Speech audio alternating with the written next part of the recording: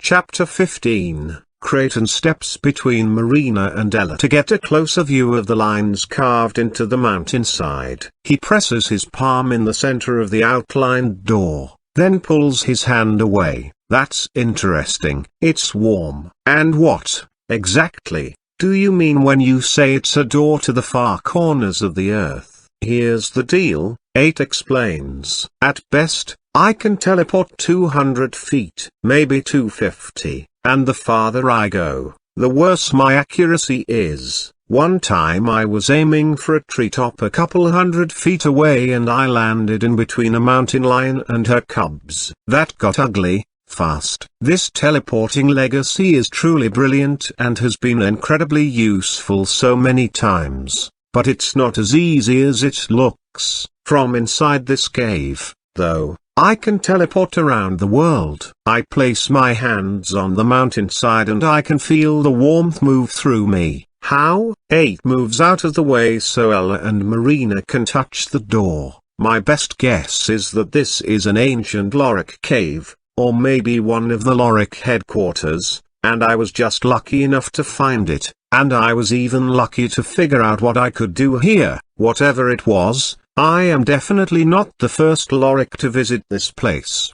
His words are barely out of his mouth when I feel a surge of adrenaline and fear shoot through me. I know Creighton has the same thoughts when he whips his head back to look in the direction we came from, and then over at me. I do what he's about to ask, and move quickly down the passage, listening for movement. If this is an ancient Lorik cave, it would have been under surveillance by the Mogadorians. There could be soldiers waiting for us or devices set to alert them about our arrival. I turn to 8. Are you out of your mind? Have you completely lost it? Actually, maybe we're the ones who've lost our minds. We're the idiots who blindly followed you to a known Lorik hideout. This place could be crawling with traps. As what I've just said sinks in, Marina and Ella move closer to us. Hey, look, I'm sorry, 8 says, dropping his chest. I've been here so many times without anything happening that I didn't think there was any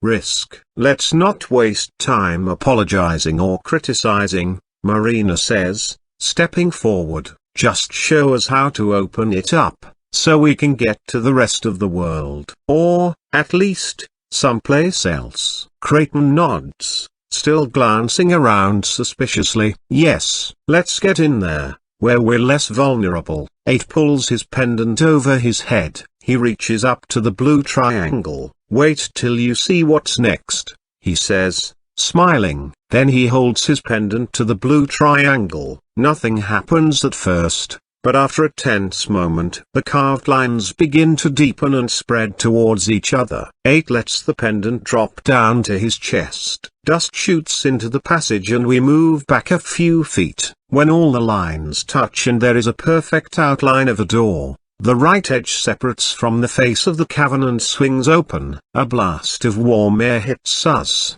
and we all stand still, mesmerized by a blue glow coming from inside. The energy I feel coursing through me is overwhelming and I become completely and utterly calm. What's the blue light? I finally ask. That's what makes me able to teleport around the world, 8 responds, as if this were the simplest concept to grasp. Ella walks towards the opening. I feel weird inside, Marina says. Me too, with a smile. 8 ducks through the doorway. Creighton and Ella are quick to follow. I bring up the rear. As we climb up another staircase, 8 talks. A couple of years ago, as my legacies grew, I started having these very vivid dreams, like the ones I'm having now with !!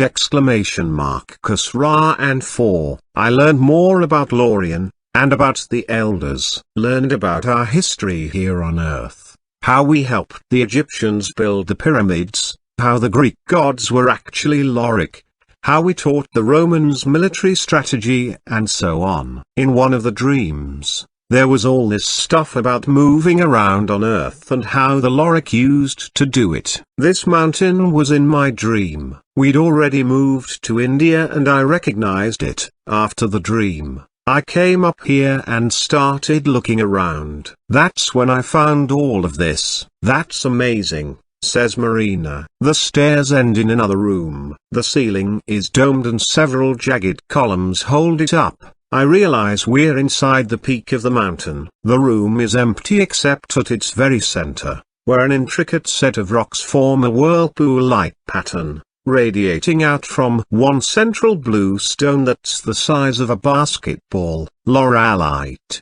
Creighton whispers. He walks towards the center of the cave and sets Marina's chest down. That is the biggest laurelite stone I have ever seen. Is the laurelite the reason you can go anywhere you want? Marina asks, turning to 8. Well, that's the thing. 8 size. I can't go anywhere I want. More like 6 or 7 far off places. It took a lot of messing around and landing places I didn't mean to before I figured out I can only teleport where there's another one of these big laurelite rocks around. So where can we go? I ask. Well, so far I've gone to Peru, to Easter Island, to Stonehenge, the Gulf of Aden near Somalia, but I really don't recommend that one for a lot of reasons.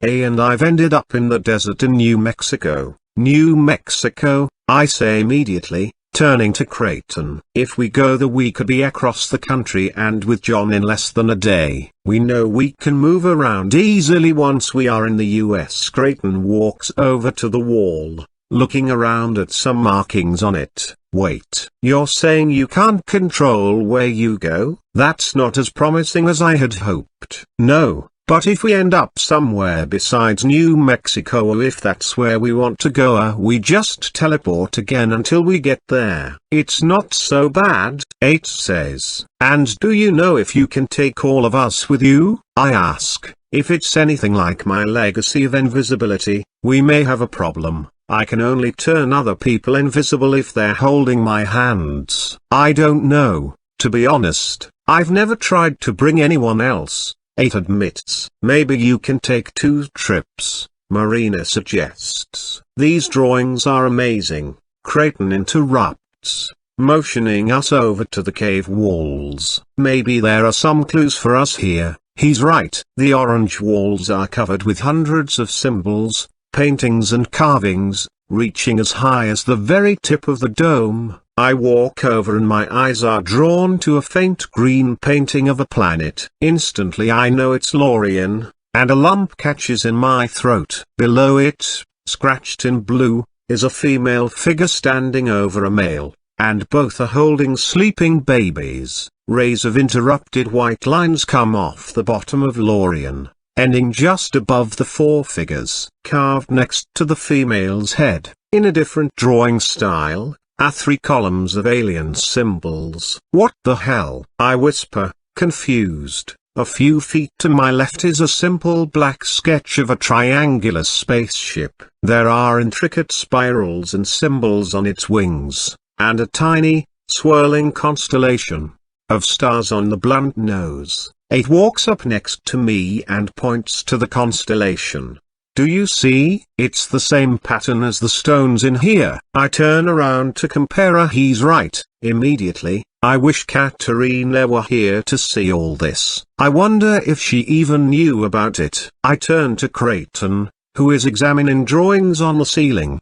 Did you know about any of this? I ask. We left Lorien in a very big hurry. The planet was under attack from the Mogadorians. We didn't have time to gather as much information as we should have. We knew places like this existed, but no one knew exactly where they were or what they did. Clearly, for all the information we did manage to gather before we left, there were important things that we didn't get, he explains. Follow me, everybody, 8 calls out, gesturing for us to follow his lead towards a dark corner of the room. It just gets weirder and weirder. He stops in front of a huge carving. It is 10 feet high and 20 feet long, split into different scenes. Kind of like a comic book. The first panel shows a spaceship with 9 children standing in front of it. Their faces are drawn with detail, and I'm able to pick myself out immediately. The sight of me as a toddler rocks me back on my heels. Was this here when you first saw the cave? Creighton turns away from the wall to ask 8. Yes, he responds. All of this was here,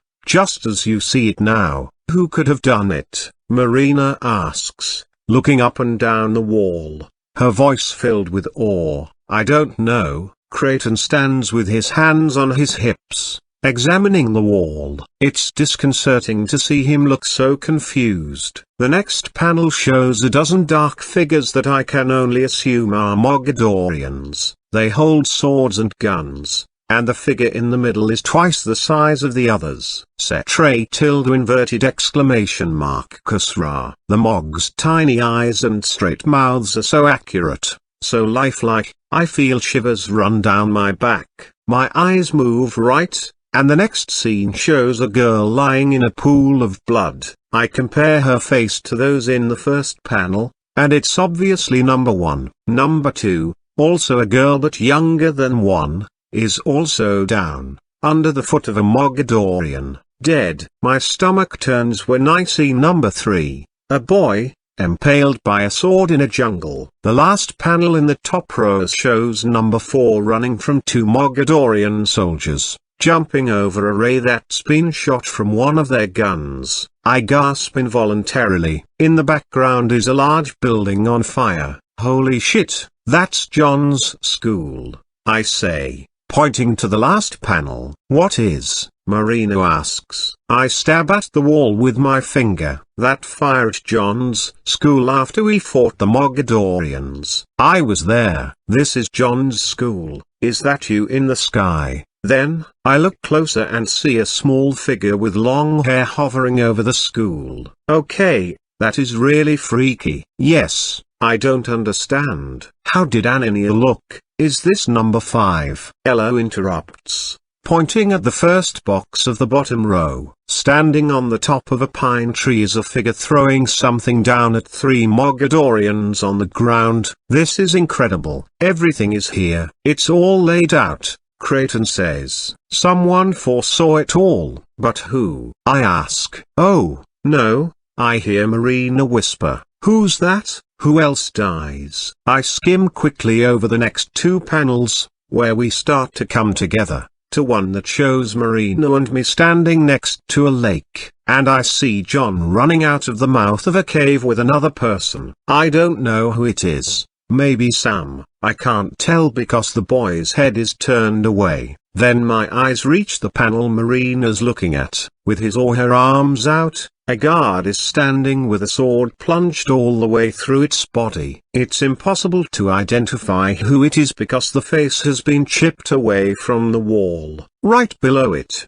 on the floor, are pieces of stone. What the hell is going on here? I ask. Why is only that face missing? 8 is silent, head down. Did you do that? Nobody can dictate what's going to happen, he says. So you thought you'd just destroy it? To do what, exactly? Make it less true? Creighton asks. I didn't know what any of this was. I didn't know any of you. I thought it was a story. At least until is it me? Marina interrupts. Am I the one who dies? I have the same question. Am I the one with a sword through me? It's a chilling thought. We're all going to die someday, Marina, 8 says in a strange voice. Ella scoops up the pieces of rock and studies them, turning them over. Creighton steps in front of 8. Just because you destroyed it doesn't mean it's not going to happen. Withholding the information from us does not make it more or less true or destined to happen.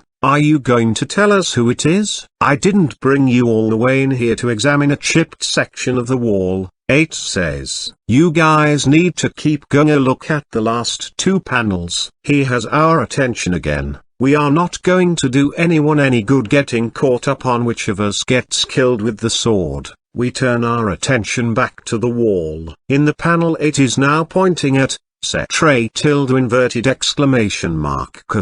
is lying on the ground with a sword held to his throat. The figure holding the sword is impossible to make out. On both sides of him, Mogadorians lie dead. In the last panel, there's an odd-looking planet cut in half. The top part looks like Earth, and I can see Europe and Russia, but the bottom half of the planet is covered in long, bumpy stripes. It looks dead and barren. A small ship approaches the top half of the planet from the left, and another small ship is approaching the bottom half from the right. I'm trying to figure out what this means when I hear Ella gasp, "It's 8. We all twist around to see her holding the pieces of stone from the floor up to the guard member's missing face. She managed to put the puzzle pieces back together. Number 8 dies in the picture. It doesn't mean anything," he says firmly. Marina gently places her hand on his arm. "Hey, it's just a drawing." "You're right," Creighton responds,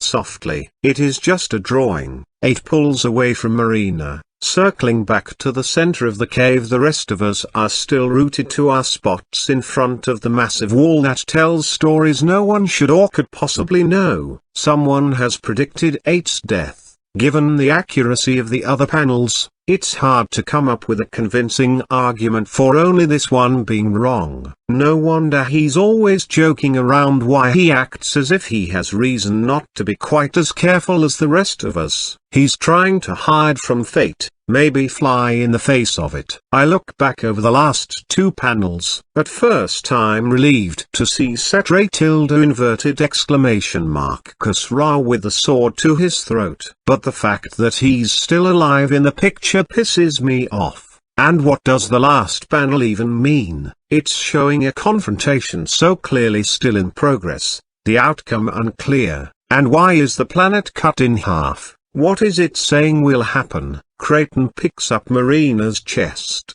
walks towards 8 and puts his arm around him. He starts speaking quietly. What do you think he's telling him? What can he tell him that would make him feel better? Marina whispers, turning to me. Just as I'm about to go join Creighton in comforting 8, an explosion rocks the cave, and a wave of fire enters the door. Marina grabs my arm as I hear Ella scream across the room. The jagged columns holding the ceiling up crack up and begin to sway and break. A large section falls towards Ella, and I use my mind to shield her, propelling the crumbling stone away from her. I look over at Creighton and 8 just as 8 disappears. "What's happening?" Marina screams, using her telekinesis to shield the 2 of us from the falling debris while I protect Ella. "I don't know," I say frantically, trying to see through the smoke and dust. Suddenly, 8 reappears in the middle of the room. Blood flows from a wound in his side,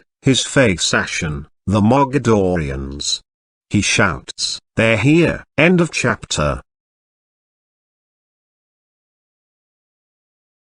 Chapter 16. I'm lying in bed, enjoying my choice of room and the amazingly comfortable pillows I found there. I'm just drifting off when I hear the front door open and then 9 speaking to someone in a low tone. I sit up in alarm, my heart pounding in my ears. Then I realize it must be the doorman bringing the boxes up. I lie back down. Bernie Koza licks the bottoms of my feet and says he's going to get something to eat. "I'll be there in a minute," I tell him. I stare at the ceiling, hands folded behind my head. The ceiling has a faint texture to it. My eyelids grow heavy again. The next thing I'm aware of, I'm no longer looking at the ceiling. I'm outside and it's snowing. "Concentrate, John," I hear someone say from behind me. I turn to see Henri holding an armful of kitchen knives. He has one cocked above his shoulder. "Henri, where are we?" I call out to him.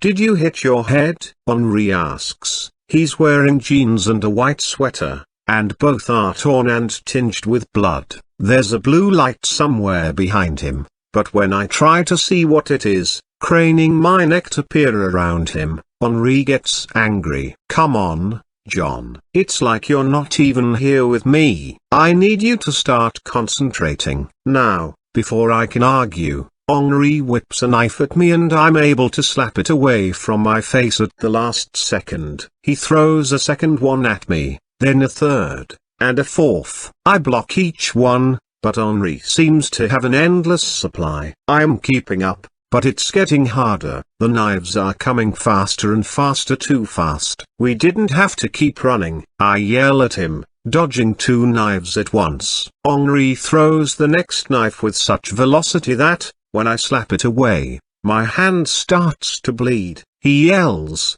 "We can't all live in Chicago in the clouds, John." When the next knife comes, I snatch it by its handle and whip it into the snowy ground. The snow around it turns black. I catch another knife and slam it down, too. If we had found the right place, we could have had a real home. We never even tried. And you picked Paradise, of all places. I did my best. And that's where Malcolm Good was. You found the tablet, John. You haven't even used it yet. Henri shouts. The blue light behind him disappears, and the darkness in the snow starts to seep outward and spread, until it's like we're wading in a black sea. Henri pulls a large knife over his head and wings it at me. When I tried to defend myself, my hands feel stuck to my sides. I'm watching the knife fly through the air, flipping, end over end, and I know it's about to hit me right between the eyes. Once it's a couple feet away, a huge hand reaches out and snatches it out of the air. It's !Cusra. In one fluid motion he has the knife firmly in his grip and whips it over his shoulder and back down again, swinging it at me. As the tip of the knife plunges into my skull, !Cusra yells, "Your pizza's getting cold." I sit up and I'm back in bed, in the Hancock Tower. I'm drenched in sweat and gasping for air. 9 stands in the doorway with a whole pizza on a platter. His mouth is full and he continues to chew while he says, "Seriously, man, you got to eat it while it's still hot, and I still want to get some training in before our double date." I saw !Cusra again. I say, I know my voice sounds flat. My tongue feels sticky. And Henri, 9 swallows and waves his hand in the air, still holding half a slice. "Oh, yeah, forget about it, they're just dreams." That's what I tell myself, and it usually works out just fine. "And how, exactly, do you make that work?" I ask, but he's already gone. I slide off the bed and stumble down the hallway. I see Bernie Kosar attacking a defrosted steak on the kitchen floor. My pizza sits steaming on the table. I haven't dreamed about Henri in so long. I'm having a hard time shaking the vision off. While I eat my pizza, I think about the flying knives, the snow, how we were yelling at each other when it hits me. Henri mentioned the tablet. I haven't done anything much but look at it. What little time I've spent with it. I've been annoyed by the fact that it doesn't seem to work. I grab my chest off the chair and open it, taking the tablet out. It looks as frustratingly blank as every other time I've looked at it. It's nothing but a white metal square with a screen blank, dead. Useless. Nothing I do brings it to life. I turn it over and examine its few ports. They're triangular, unlike any I've seen before. 9? I yell. From the direction of the surveillance room, he shouts, "In here!" I stuff a slice of pizza in my mouth and chew as I walk, bringing the tablet with me. 9 sits on a rolling chair with his feet up on the long table between monitors. Most of the screens are divided into quarters. 9 hits the keyboard in his lap and the screens rotate. None of them show us anything interesting. 9 grins. "Anything you want me to check on first?" "Yeah." "Enter a name." I say a heart. 9 grabs his long black hair in his fists. "Ugh, seriously? Dude, you have the most incredibly one-track mind. With all this crazy shit going on, that's the first thing that comes to you." "It's the only thing that comes to me," I say. "Just do it." 9 types in her name, and to my disappointment, nothing comes up other than a list of school activities. I make him search for Paradise, Ohio, Sam Good, John Smith, and Henri Smith. Everything that pops up are things I've seen before. The destroyed high school, the domestic terrorism charge, the reward offered for information leading to our arrest or capture. I slide the white tablet onto the desk in front of me and push it in his direction. Listen, 9, I need your help with this. I tell him about my vision, and about Henri talking to me about the tablet. Dude, you've got to chill. 9 says, I forgot how personally you take these dreams. I'm going to try something with this tablet thing. Be my guest, I say with a sigh. He turns it over a few times in his hands, touching every inch of the screen. Then he examines the ports on the back and clicks his tongue. I think a broken bar, he says, trailing off to spin in his chair. He walks over to the corner of the room where there's a stack of opened brown boxes. 9 digs through the top 2, saying, I asked them to bring these up from storage when they delivered the stuff that arrived for Sander. I wanted to see if there was something in one of them that could give me an idea for a new way to communicate with the others. A broken bar. He puts aside the first 2 boxes and then yanks the third off the stack. He opens the top of it, pulls out the 2 new laptops inside and shouts, bingo. 9 stands, looking victorious, and holds up a thick black cord. One end of the cable is, amazingly, shaped like a triangle, the same as the triangle-shaped port on my tablet. Where did that come from? I don't know. Sander had all this stuff with him on the ship that brought us here. I never even had a chance to see most of it. Never mind learn how to use it. I tried to figure out what this stuff does a couple times, but Sander was always protective of it, and I never got anywhere. I mean, most of the time, I can't tell the difference between the Earth stuff and ours, which really doesn't help.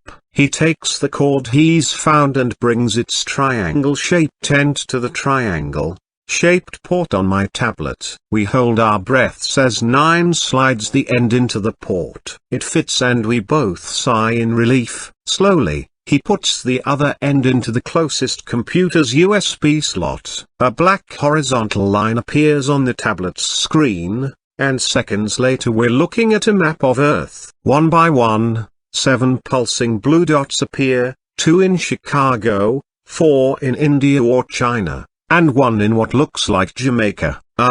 Bro, 9 says, his voice hushed. I think that's us, as in, all of us. Damn. You're right, there we are, there we all are, I whisper. We don't even need the macrocosm with this thing. Wait a second, there are 7 dots, but only 6 of us left, 9 says, furrowing his brow. I lean back. I told you there was another ship, right, he says, suddenly the eager pupil paying close attention to me. Well, we know there was an infant inside. This might mean it made it to Earth, after all. And that means a inverted exclamation mark. 'Cause Ra has 7 of us to deal with, not 6. 9 interrupts. The more the merrier. While we're both taking this new information in, a small box appears in the upper right corner of the tablet screen with a green triangle inside. I press the triangle and 2 small green dots show up on the map. One is in the American Southwest,